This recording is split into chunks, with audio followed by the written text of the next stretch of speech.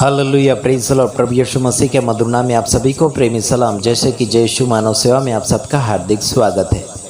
जैसे आप लोगों के बारे में मैं कुछ बातें करना चाहता हूं कि जगत भर में आत्मा अलग अलग प्रकार की होती है। जैसे खुद की आत्मा और मनुष्य के यानी कि शैतान की आत्मा, दुष्ट आत्मा की आत्मा होती है और परमेश्वर की आत्मा होती है और खुद की आत्मा यानी कि अलग अलग प्रकार की आत्मा है। तो अपने आप को आपको जांचना होगा कि आप कौन सी आत्मा के साथ संगति करते हैं, कौन सी आत्मा के साथ जीवन को जी रहे हैं।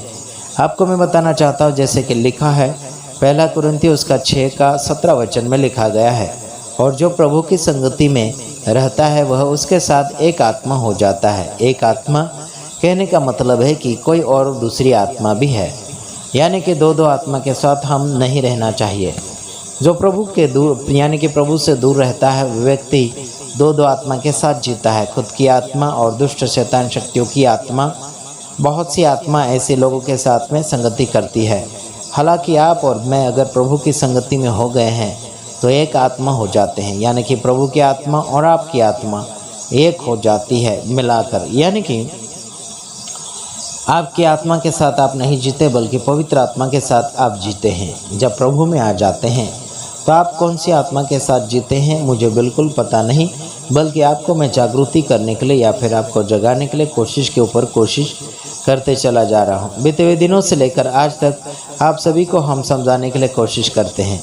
जैसे कि लिखा है भजन संहिता 112 का 1 से लेकर 2 वचन में लिखा गया है कि यहोवा की स्तुति करो। क्या ही धन्य है वह पुरुष जो यहोवा का भय मानता है और उसकी आज्ञाओं से अति प्रसन्न रहता है।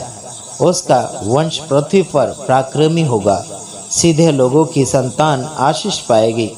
हालांकि वचन में कहा गया है कि सीधे लोगों की संतान यानी कि उनके बाल बच्चे परिवार आशीष के वारिसदार हो जाएंगे और वो पराक्रमी बन जाएंगे, अच्छे काम करने वाले यानी कि पराक्रम करने वाले बनेंगे, जो लोगों के लिए एक आकर्षित बन जाएंगे।